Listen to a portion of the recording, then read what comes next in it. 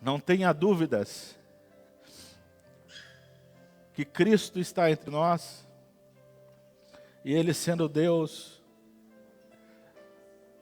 a prerrogativa de Deus é amar, é se entregar, é inundar eu e você dele.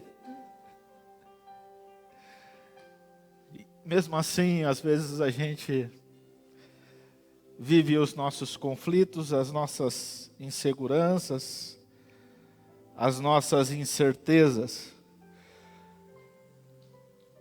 Mas pelos louvores que nós já ministramos hoje, eu já começo hoje compartilhando com você o título da mensagem, afirmando: Del, você é amado, eu sou amado.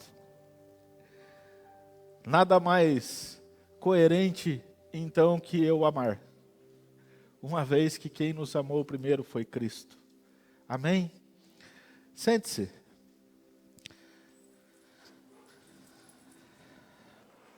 A graça e a paz a todos. Um bom dia para aqueles que estão nos acompanhando agora pelas mídias. Um prazer estar aqui hoje. Não é muito a minha praia, prefiro outros formatos. Temos pregadores e oradores eloquentes que nos fazem a cada domingo a mensagem dita por Deus, entregues a nós através da revelação da Bíblia, chegam até nós com ministrações magníficas que fazem a gente crescer. Mas hoje eu estou aqui para compartilhar um pouco com você do Evangelho de Cristo. E o meu desejo é que tudo que sair daqui da minha boca hoje vá de encontro ao teu coração e edifique a você, assim como já me edificou. Amém? Nós estamos vivendo umas fases... Obrigado. Maravilha.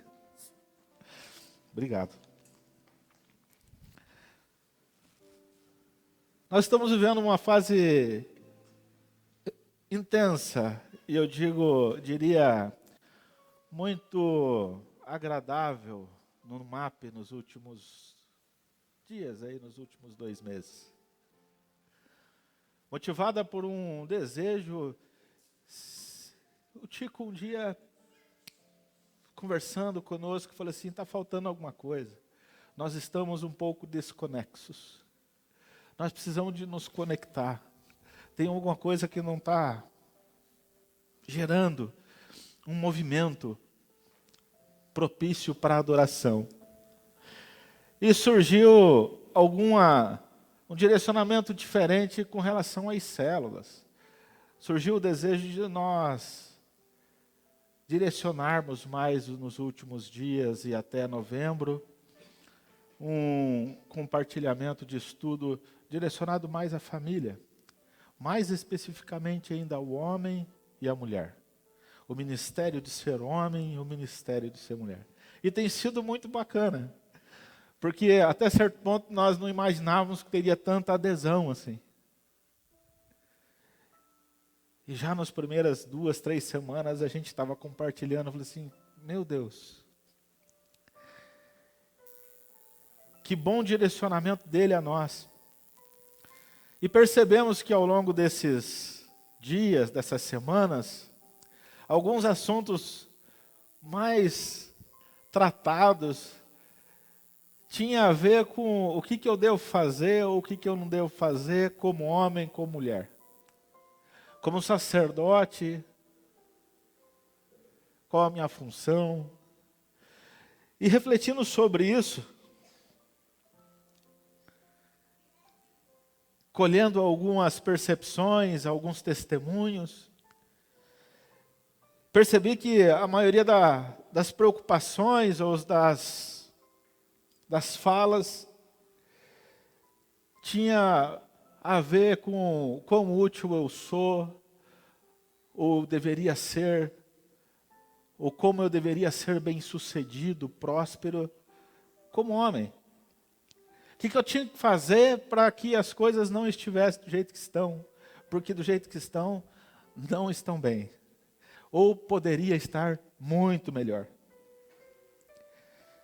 E ao longo dessas semanas nós temos compartilhado que nada tem a ver com o meu sucesso, nada tem a ver com o que está em mim como intelecto, como ferramenta de gestão, mas tem a ver com Cristo. Tem a ver com nós nos conformarmos à semelhança a Cristo. E quando nós fazemos esses paralelos, essas comparações, essas reflexões, eu percebi que eu entrei em crise até um certo momento. E a gente fica em crise. Não sei se as meninas, as mulheres ficam em crise, mas eu fico. E motivado já por essa palavra de hoje, eu percebi que realmente eu estou em crise. O teu cenário familiar talvez não seja igual ao meu, mas seja benevolente comigo. Meu filho tem 18 anos. Eu ainda acho que ele é criança e ele acha que é maduro para arrebentar. Imagina esse cenário. Como se não bastasse, a mãe dele acha que ele é bebê. Minha filha é mocinha. Eu chegava em casa, ela pulava em cima de mim e tal, aquela festa. E ao longo do tempo isso esfriou um pouco. Eu sinto falta, eu ainda quero as brincadeiras de menininha. Mas ela é mocinha. Minha mulher já tem 40 anos de idade.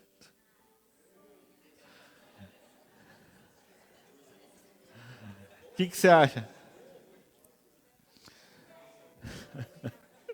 Não é fácil. Entendeu?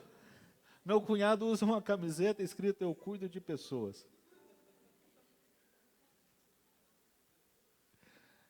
Eu olhei para o meu cenário, olhei para esses estudos que nós estamos compartilhando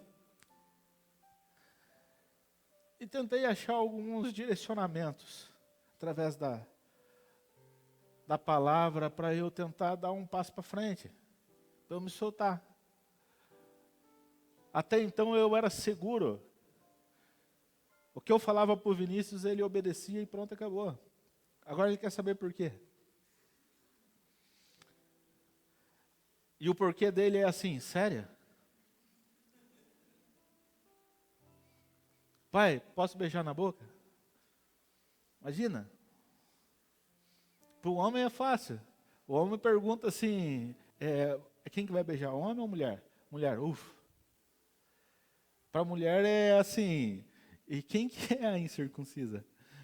Será que ela tem as qualidades que uma mulher tem que ter para beijar meu filho? No dia a dia isso nos toma tempo, nos toma lugar na nossa mente e às vezes em cima de todas essas coisas do nosso dia a dia, dentro de casa, nós começamos a procurar razões para as coisas. Nós procuramos sentido racional para as coisas. E esquecemos que nada tem a ver com o que a gente vai fazer. O fim das coisas e o começo das coisas tem a ver com amor. Tem a ver com entrega. Tem a ver com Cristo. Já no capítulo 5 de Efésios, no começo do capítulo, na minha versão, a mensagem diz assim: observem bem o que Deus faz e façam o mesmo. Não fica tentando achar resposta para tudo. Faça o mesmo que Deus faz. Haja como filhos que aprendem com os pais. E o que Deus faz é principalmente amar vocês. A gente tinha que estar mais preocupado em amar do que ser reconhecido. A gente tinha que estar mais preocupado em amar do que se sentir segurinho. A gente tinha que estar mais preocupado em amar do que mostrar a liderança absoluta, que não pode ser arranhada. Afinal de contas, eu sou o cara lá em casa. E aí nós seguimos no capítulo 5, no versículo 22 de Efésios, motivado pelos estudos que nós estamos fazendo hoje no MAP, eu queria que você abrisse a sua Bíblia e lesse comigo. Efésios capítulo 5, versículo 22. Na minha versão diz assim: mulheres, sujeitem aos seus maridos, como ao Senhor. Pois o marido é o cabeça da mulher, como também Cristo é o cabeça da igreja, que é o seu corpo, do qual ele é o Salvador. Assim como a igreja está sujeita a Cristo, também mulheres estejam em tudo sujeitas aos seus maridos. Maridos, amem suas mulheres, assim como Cristo amou a igreja e entregou a si mesmo por ela, para mantê-la santificada, tendo-a purificado pelo lavar da água mediante a palavra. E apresentá-la a si mesmo como igreja gloriosa, sem mancha, sem ruga, ou coisa semelhante, mas santa e inculpável. Da mesma forma, os maridos devem amar as suas mulheres com seus próprios corpos. Quem ama a sua mulher, ama a si mesmo. Além do mais, ninguém jamais odiou o seu próprio corpo, antes o alimenta e dele cuida. E como também Cristo faz com a igreja, pois somos membros do seu corpo. Por essa razão, o homem deixará pai e mãe e se unirá à sua mulher, e os dois se tornarão uma só carne. Portanto, cada um de vocês também ame a sua mulher como a si mesmo, e a mulher trate o marido com todo o respeito. No versículo 32 que eu pulei, diz assim: este é um grande mistério profundo. Refiro-me, porém, a Cristo e à igreja. E quando lemos essa passagem, normalmente começa já uma certa crise. Porque a tendência é a gente parar e refletir sobre submissão, sobre quem é que manda e quem é que obedece. Quem que é o homem, quem que é a mulher. Afinal de contas, independente do que eu faço, você sabe que na Bíblia o marido é o cabeça. Tudo bem, não? E as coisas caminham assim nas relações, nas famílias, nos casamentos. E a discussão se dá por quem que é que se sujeita a quem. E às vezes tentamos administrar as nossas crises com palavras com base no versículo 22 de Efésios. Tenho para mim que a discussão é um pouquinho mais profunda. A submissão ou a liderança não tem a ver tanto com você saber quem é você e o que você deveria de fazer. Mas como que você está sendo e como você está vivendo. Só saber a tua posição não diz muita coisa, mas como você realiza a sua função diz tudo. Termos como submissão são muito inflamáveis nos relacionamentos hoje em dia. Se pararmos no versículo 22, para a gente se livrar dele rapidinho, numa versão diz assim: mulheres, seja com o seu marido, assim como você é ao Senhor. Seja ao seu marido, assim como você é ao Senhor. Por si só, ou aqui nesta oração, a gente já tinha que parar de discutir quem é quem. Porque você é para o seu marido assim como você é a Cristo.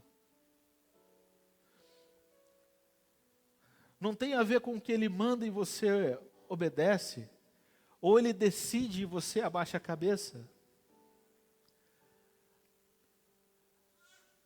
Tem mais a ver com como que você se apresenta a Cristo. E se você entende bem como você se apresenta a Deus, e é essa forma como você se expressa nos seus relacionamentos, você não vai sofrer por submissão. Porque você é amada. Como o Marcos já citou aqui, Ele nos amou ainda quando nós éramos pecadores. Da mesma forma, o homem, eu acho que inclusive esse capítulo de Efésios aqui, ele pega mais para homem do que para mulher. Porque se você eliminar essa discussãozinha de submissão da mulher ao homem, o resto de todo o versículo dá mais funções e cuidados a nós homens do que as mulheres. Eu costumo dizer que é mais fácil a Graciele se submeter a mim do que me amar. Porque para me amar você tem que se entregar. Porque para me amar você tem que morrer. Porque para me amar você tem que ir para o sacrifício. Por quê? Porque foi isso que Cristo fez por mim. Até certo ponto isso pode parecer uma zona de conforto para as mulheres. Então então você decide, porque se você errar o problema é teu. É nosso, não é teu. E essa história não começou em Efésios. Essa dificuldade de nós entendermos as nossas funções está desde a criação. Essa confusão de termos está desde da Gênese.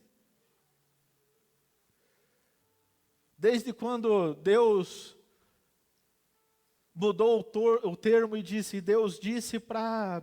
E agora chegou a hora do homem. Essa discussão de sujeição e amor está desde o Éden. Deus, o homem e a criação.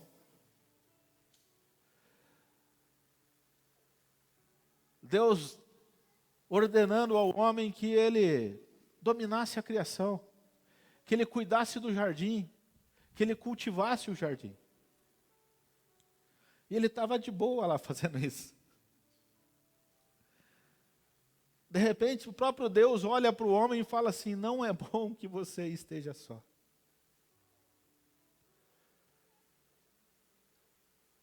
Não é bom você ficar tendo relações diárias comigo, eu sendo Deus e você o homem.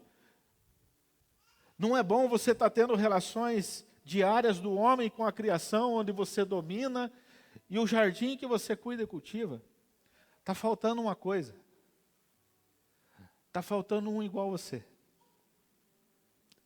Está faltando um semelhante a você.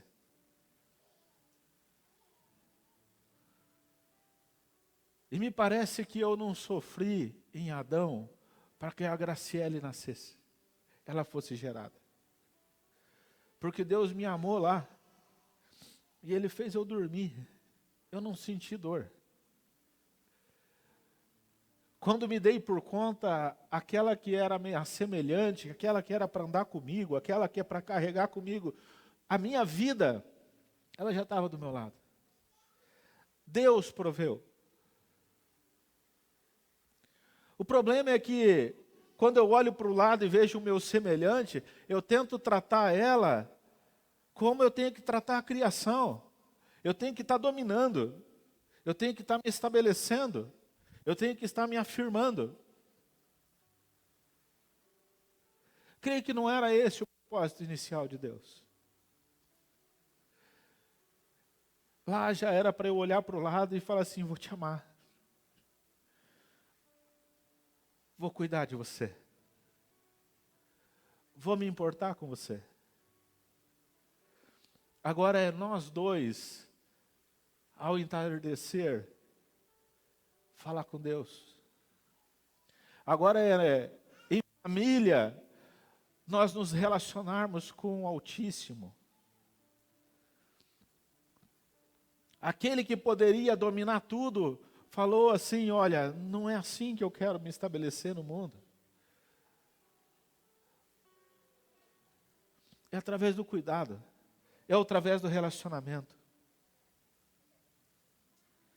Em Gênesis 3,16, e ele disse à mulher, multiplicarei suas dores de parto e você dará luz a seus filhos com dores. Você vai querer agradar o seu marido, mas ele governará sobre você. E isso leva a eu continuar refletindo sobre a sujeição e sobre a submissão e me estabelecendo pela força. Só não me dei conta que isso se deu pelo fato de eu deixar ela sozinha. Eu preferi ficar dominando a criação e cuidando do jardim e esqueci do semelhante.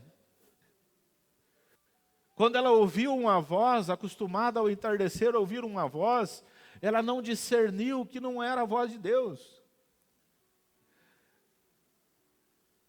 Quando a gente se separa, a gente dá a brecha para que falte discernimento. Quando a gente fica de biquinho, a gente dá a brecha para que falte discernimento nos nossos relacionamentos.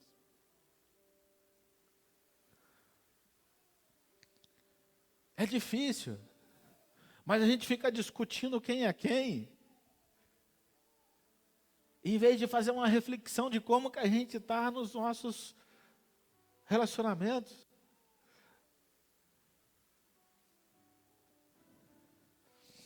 Em Gênesis 2:24 diz, portanto o homem deve deixar pai e mãe e unir-se à sua esposa, e os dois se tornarão uma só carne, assim como nós vimos em Efésios, aqui quando Paulo escreve à igreja de Éfeso. Era para estar junto. Não era para estar distraindo com aquilo que a gente tinha que ter recursos e habilidades para cuidar. Era para a gente estar conversando com Deus e perguntando para Ele e fazendo um feedback diário de como que a gente está e como que ela está e como que nós estamos e para onde que a gente vai.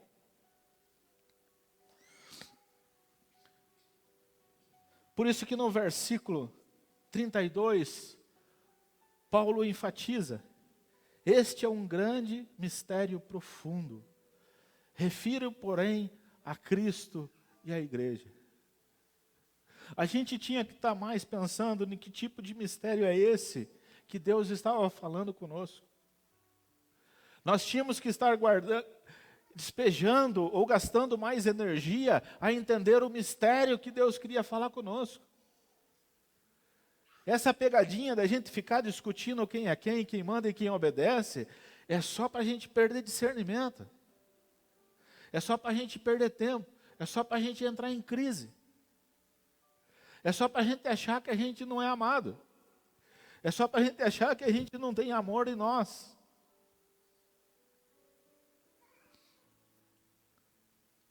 É um mistério, mas não é uma novidade. Deus já falava com o povo, tentando dizer para ele que o Criador é o marido e que Israel é a esposa. Em Jeremias 54, versículo 5 diz assim, porque o teu Criador é o teu marido, o Senhor dos exércitos é o teu nome, e o Santo de Israel é o teu Redentor, que é chamado o Deus de toda a terra. Em Jeremias 3:14 diz, convertei-vos, ó filhos rebeldes, diz o Senhor, porque eu vos desposei. Eu sou seu esposo, e vos tornarei a um de uma cidade e a dois de uma família, e vos levarei a Sião.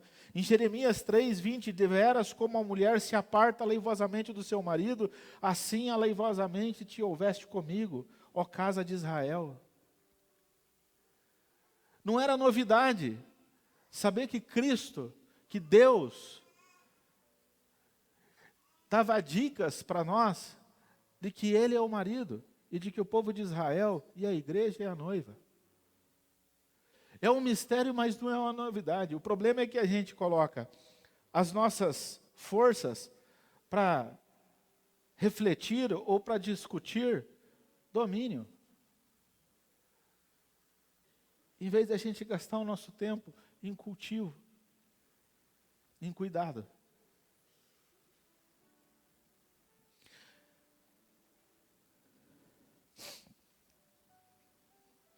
Em Colossenses 1:26, Paulo também escreve o mistério que esteve oculto desde todos os séculos e em todas as gerações, e que agora foi manifesto aos seus santos, aos quais Deus quis fazer conhecer quais são as riquezas da glória deste mistério entre os gentios, que é Cristo em vós, esperança e glória. Quando nós começamos a colocar o nosso coração, nosso tempo, nossa vida, nossa família, para entender que tem a ver com Cristo em nós, e não nós no mundo, descortina o meu olho, a crise fica menor. Eu paro de discutir quem é que manda e quem que obedece. E começo a reconhecer. Tem a ver com Cristo em mim. Se tem a ver com Cristo em mim, Ele me amou primeiro. Então tem a ver com amor em mim. Não tem a ver com o que eu decido, tem a ver com se eu estou cheio de Cristo. Aleluia. O grande mistério profundo tem a ver com eu entender que Cristo e a igreja se estabelece aqui na terra como marido e como uma mulher, mas não tem a ver com a função marido e mulher, tem a ver com Ele dentro de nós.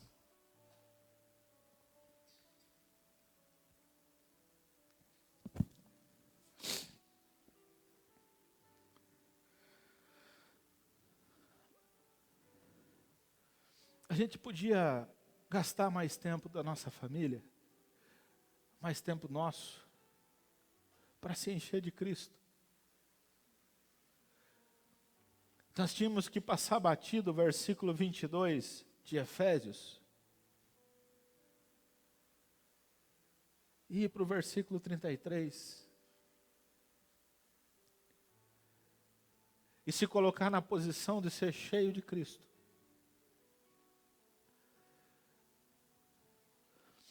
Ser cheio de Cristo. Às vezes nós nos perdemos no domínio, no cultivo e no cuidado. Mesmo buscando fazer as coisas certas. Nós somos homens, nós somos falhos, nós erramos. Davi, o homem segundo o coração de Deus, já ouvimos algumas ministrações aqui, sobre vários deslizes como homem. Mas em nenhum momento ele deixou de ter a unção, a presença de Deus na vida dele. Ele era um daqueles que seguia aquilo que Deus queria com ele. Ele sabia o que ele queria fazer. Ele sabia o que Deus queria com ele. Ele sabia que ele foi ungido para ser rei. Ele sabia que ele ia ser rei e ele respeitava o rei que estava exercendo. Nesse conflito de Davi com Saul, nessa crise de Davi com Saul, ele teve que fugir.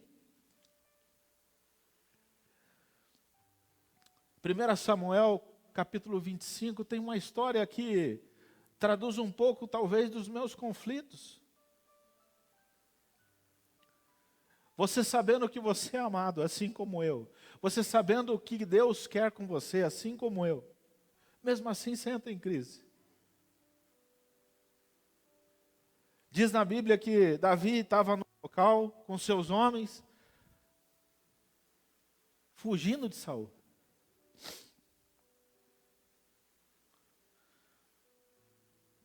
E ele se estabeleceu num lugar, numa terra que não era dele. A terra era de Nabal. E enquanto ele esteve lá, ele fez o que eu e você temos que fazer: cuidar e cultivar. Proteger as pessoas que estão à nossa volta. Proteger as pessoas que trabalham conosco. Proteger as pessoas que participam da nossa comunidade. Proteger o próximo sem que nós conhecemos.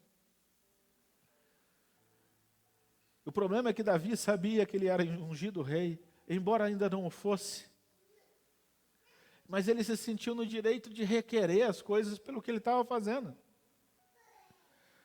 Manda um recado para Nabal que enquanto os servos dele estavam aqui, a gente cuidava deles, a gente plantava, a gente cuidava dos animais, a gente alimentava os animais, os ladrões vinham para roubar, a gente não deixava. E a gente queria participar da festa lá, falei para ele mandar uns suprimentos para nós.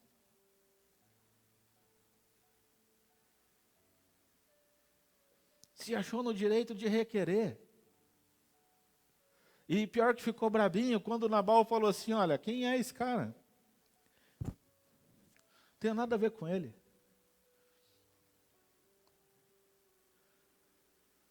Mesmo sendo ungido, mesmo sabendo para que ele foi comissionado, qual que foi a reação de Davi? Ficou brabinho. Coloca a espada no cinto e vamos. Vamos brigar.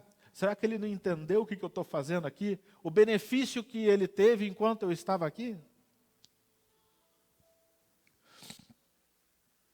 A gente entra em crise. A gente tenta ganhar na força.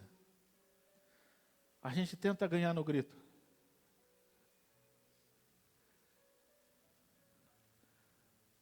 A gente tenta ganhar esbravejando. Quando a gente entra na zona de conflito, a gente dá umas escorregadas.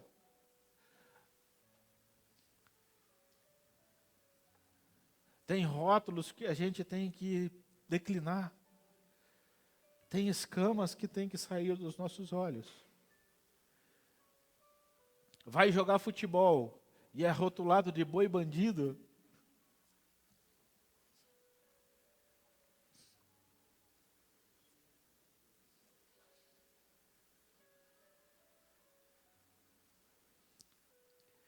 Cristo em vós, é isso?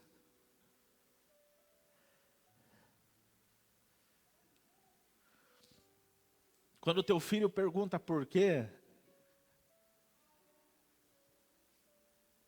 Cristo em vós.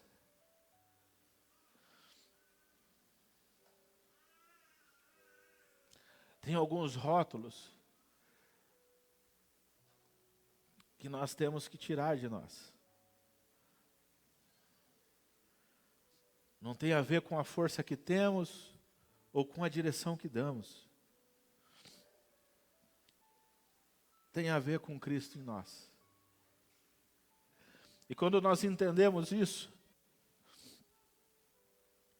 o reino de Deus é estabelecido. Nós somos parecidos com Cristo. E nossas esposas ficam parecidas com a igreja. Termos como, tá difícil aqui em casa, não aguento mais.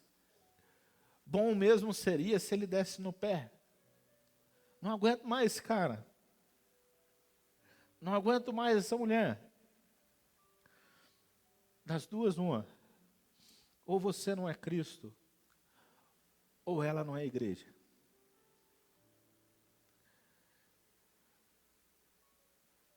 Ou você está querendo ficar longe de Cristo, ou você está querendo ficar longe da igreja. Mas o que Paulo traz a nós aqui, que isso é um grande mistério.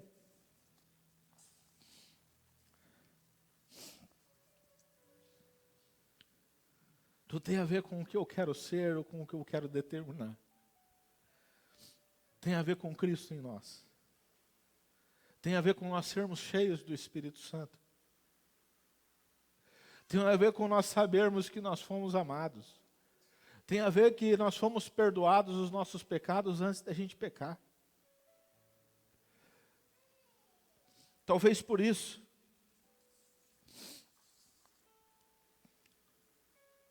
o primeiro milagre de Cristo tenha sido realizado uma cerimônia de casamento. Talvez por isso, a dramatização do primeiro milagre de Cristo aqui na terra tenha sido numa boda. Em João capítulo 2 conta essa história.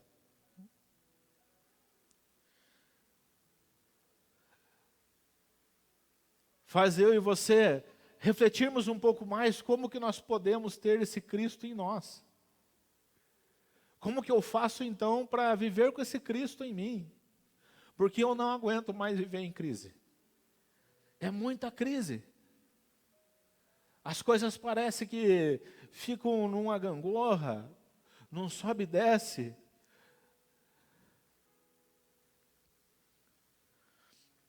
E talvez a gente pare de discutir sobre sujeição, sobre domínio, e passamos a refletir sobre cuidado e cultivo.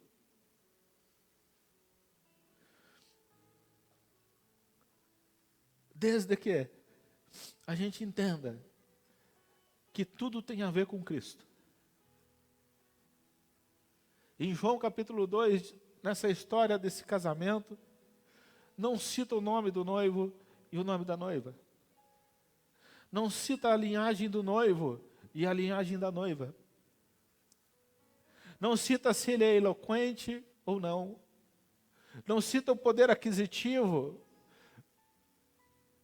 Não cita de onde vieram, para onde foram. Não tem o sobrenome do noivo ou o sobrenome da noiva.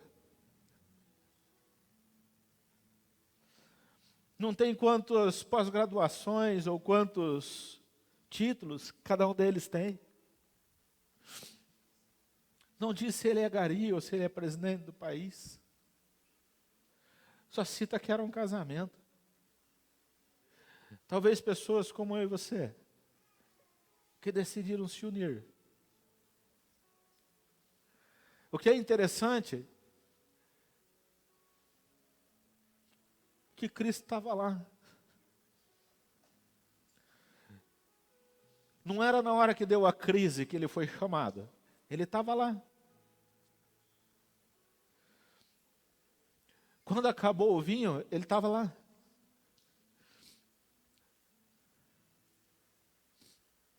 Cristo tem que fazer parte da nossa vida sempre. Desde sempre. Só que só saber que ele tem que fazer parte da nossa vida não resolve o problema. O Cristo em nós, nessa tradução da boda, diz que nós temos que procurar nos encher de Cristo. Quando acabou o vinho, Maria chegou para o seu filho e falou, o negócio é o seguinte, acabou o vinho. Pois é, entendi, o que eu tenho a ver com isso? Você está aqui?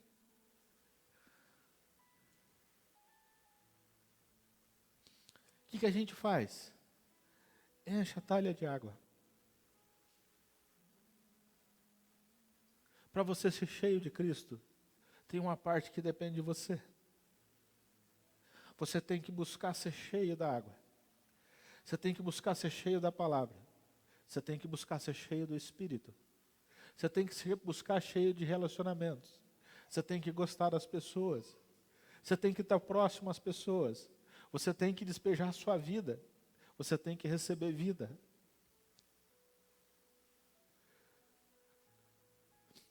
Porque Cristo está em você também, Lucas. Então você tem que se despejar em mim. Essa talha aqui tem que ser cheia de Cristo, que está em você. Essa talha aqui tem que ser cheia de Cristo, que está em você. Essa talha aqui tem que ser cheia de Cristo, que está em você. Se Cristo está em mim, eu tenho que encher você. Se a palavra dele está no meu coração, eu tenho que encher você. Se a palavra dele está no teu coração, você tem que me encher. Porque o mistério tem a ver com ele. Não tem a ver com a minha liderança. Tem a ver que se antes mesmo de eu discutir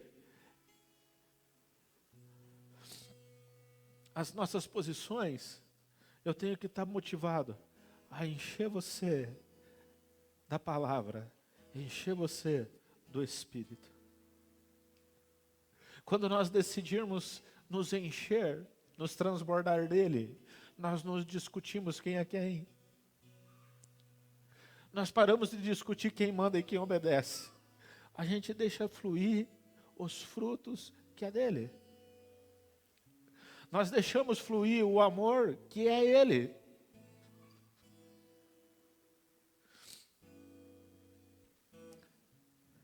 A palavra de Paulo em Efésios era uma palavra de encorajamento à igreja de Éfeso. Não era uma exortação.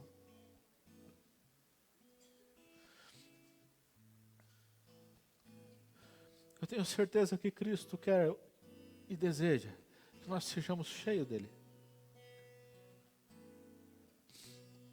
Tem uma parte que só depende de mim e de você. É nós buscarmos, nós irmos na direção dele. Cristo é um gentleman. A palavra dele diz que fala isso, que estou à porta e bato. Está em crise? Se encha da palavra. Está em crise? Se encha do Espírito. Tem alguém em crise perto de você? Derrame da água que está dentro de você, Natália, que está do teu lado. Clame ao Deus do Altíssimo. Sabe o que ele vai fazer com a crise? Ele vai transformar a água em vinho. A crise será sanada. Mas não é porque eu tenho que decidir ou tenho que publicar quem sou eu e qual é a minha função. É porque eu me deixo encher. É porque eu me deixo amar. É porque eu me deixo ser amado. É porque eu quero amar. E a relação de Cristo com a igreja é uma relação de amor. Não é um sacrifício que dói, é uma entrega que se realiza. Eu estou me entregando para você ser cheio de mim. Eu estou morrendo na cruz para você ser cheio de mim. E nós deveríamos deixar as nossas crises de lado. Abrir as nossas talhas, os nossos corações e deixarmos ser cheios, aleluia, dele. E ficarmos na dispensação da sua soberania, da sua misericórdia, da sua graça, e que ele transforme a nossa água em vinho. E as pessoas que estarão do nosso lado vão olhar para nós, não com os rótulos pejorativos que tínhamos, mas nossas esposas, nossos filhos, nossos amigos, nosso próximo, pode olhar para mim e para você e falar assim: poxa, você está melhor, hein? O vinho de ontem estava bom, mas esse vinho teu de hoje está melhor. Conviver com você era bom, conviver com você está melhor. Porque eu tenho percebido que você tem sido cheio da palavra e do Espírito. E eu tenho percebido que você tem vivido isso de boa. Eu tenho percebido que Cristo está em você. E que Ele está transformando você. Não tem mais espaço para discussão, para sujeição e domínio. Só tem espaço para a vida. E quando nós decidimos viver, nós decidimos cuidar. Nós decidimos cultivar um ambiente e um local propício para que o milagre dele aconteça na minha e na tua vida. Continuo os louvores que foram entoados aqui. Tenha certeza que você é amado. E seja livre para amar. Seja livre para ser cheio. Seja livre para ser transformado dia a dia nos seus relacionamentos. Eu tenho certeza que dessa forma nós vamos continuarmos numa caminhada de melhoria. Aleluia. Ao ponto de Deus lá do céu olhar para mim e para você e se alegrar com o que a gente está fazendo. A ponto dele, como um orvalho que cai do céu, com a manifestação da sua graça e da sua misericórdia, nos atender, nos transformar, nos guiar, e assim até que Ele venha. Amém. Quero te pedir, meu Senhor, atende hoje o meu clamor.